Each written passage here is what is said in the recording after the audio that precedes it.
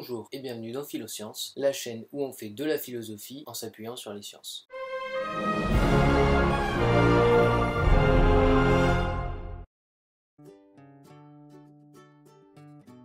Je vous fais un petit récapitulatif de la conclusion du système philosophique qu'on a décidé d'adopter pour l'ensemble de la morale. C'est qu'il faut maximiser son plaisir de court, moyen et long terme et minimiser son déplaisir de court, moyen et long terme. Plaisir assimilé, si vous préférez, à bien-être et déplaisir, si vous préférez, à mal-être ou absolument tout, que ce soit dans vos états d'esprit ou dans vos goûts, dans vos sens, tout ce qui est plus ou moins agréable ou désagréable. Bref, grâce à ça, on va voir quelle est la meilleure manière d'interagir avec les autres. Déjà, la première chose, c'est qu'il semble qu'on n'ait pas vraiment le choix.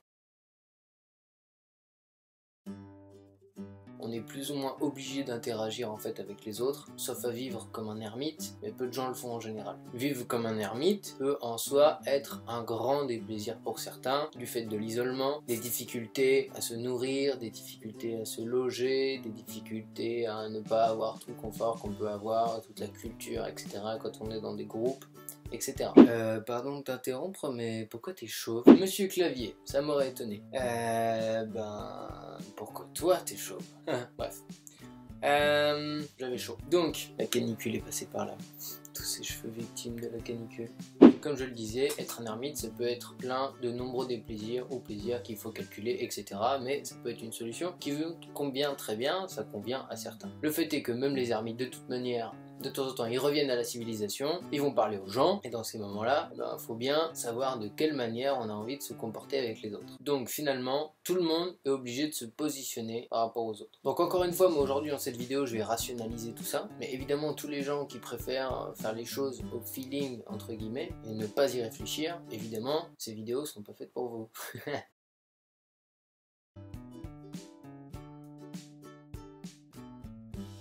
Et vous serez toujours gêné en m'entendant de finalement avoir l'impression que je réfléchis sur des thèmes qui ne devraient pas se porter à la réflexion. Sauf que pour des gens qui sont peu intuitifs comme moi, eh bien, il peut être intéressant de raisonner sur ces points, et même de toute manière, quand on décide de faire quelque chose au feeling, entre guillemets, c'est quelque part se condamner à ne jamais s'améliorer, puisque ne pas analyser au moins a posteriori son comportement et en tirer des conséquences pour l'avenir, c'est ne jamais évoluer, etc. Donc moi, j'essaie de faire les choses de manière carrément positive, et me demander avant pourquoi j'interagirais plutôt d'une manière ou telle autre avec les gens, et voilà. Donc, comment utiliser les autres? Non mais on n'utilise pas les gens, c'est dégueulasse, je suis désolé, t'as pas le droit de dire ça déjà dès le début. Dès le début, tu me casses les... Et oui, je comprends que la formule puisse en énerver certains, on n'a pas du tout l'habitude de parler comme ça des gens. On est dans une tradition, quelque part, judéo-chrétienne, où on n'utilise pas l'autre, l'autre ne doit pas être un moyen, on voit ça par exemple dans la philosophie de Kant, et quand on dit comment utiliser l'autre, on a l'impression qu'on les ramène finalement au stade un peu d'objet. Et en fait, c'est exactement ce qu'on fait dans mon système philosophique.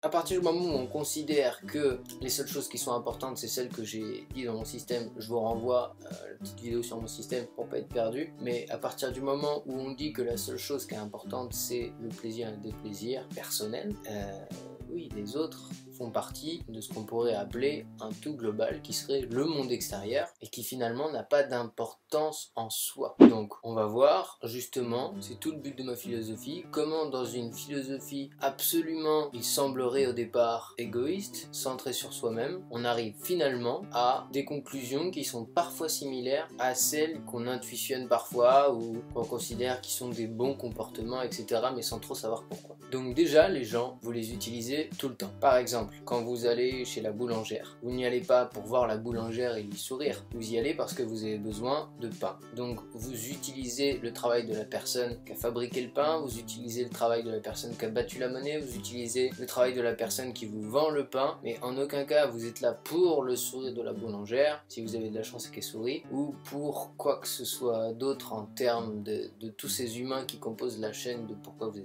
êtes là pour du pain, et si vous n'aviez pas besoin de pain, vous ne seriez travaille pas dans cette boulangerie. Donc tout le monde utilise les gens. Ça déjà, il faut être un peu tranquille là-dessus. On utilise les gens, voilà, c'est tout, c'est clair. C'est pour ça qu'on vit en communauté. Ça simplifie énormément la vie. Ça me rappelle une vidéo géniale que je vous mets juste là, sur justement cette idée de comment une personne pourrait s'en sortir toute seule et fabriquer tous les objets. Et ben, c'est très difficile, très difficile, voire quasi impossible. Rien que de se faire une salade par exemple, ou un repas simple, de par les outils, les cultures, etc., etc. Mais revenons à nos soucis, comment utiliser les gens. Alors, sans plus de suspense, d'après de nombreuses études, et je vais vous en mettre quelques-unes en description, ce qui fonctionne, c'est des bonnes relations interpersonnelles.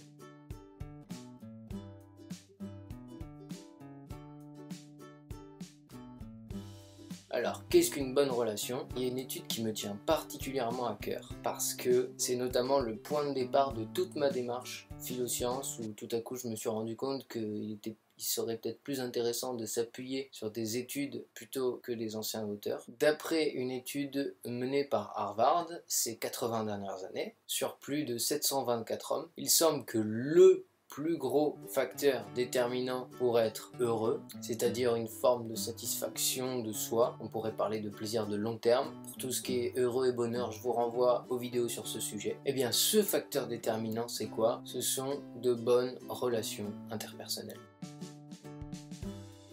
C'est-à-dire fiables et peu conflictuelles. Les connexions en tant que telles, déjà, nous font vivre plus longtemps et en meilleure santé. Pour Robert Waldinger, le directeur de l'étude, la solitude tue au même niveau que l'alcoolisme ou la cigarette. Dans l'étude, ils se sont rendus compte que les personnes les plus satisfaites de leur relation à 50 ans sont les personnes en meilleure santé à 80 ans. Donc on a vu que des relations déjà, c'est bien, il ne faut pas être complètement seul, mais il y a aussi la qualité de ces relations qui est importante, et la première chose la plus importante, c'est la fiabilité des relations. Est-ce que vous avez peur que la relation s'arrête ? Ou est-ce qu'au contraire, vous avez une totale confiance dans le fait que cette relation va continuer, par exemple avec un ami de longue date, ou etc. Vous êtes sûr que ça va continuer, ou votre époux, votre épouse, votre copain, copine, etc. Et ensuite, il y a les relations conflictuelles. Les relations conflictuelles, il faut quand même qu'il y en ait pas trop.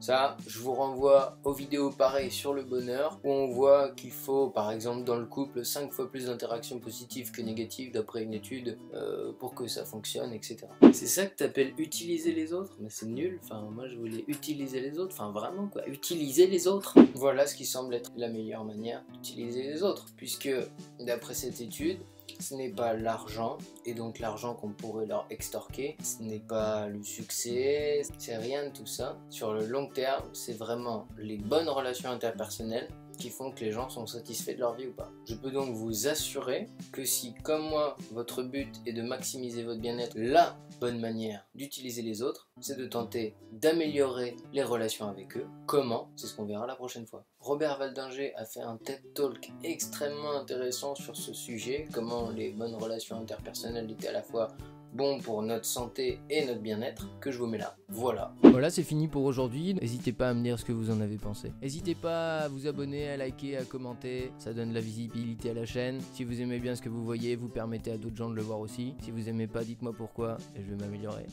Bonne semaine.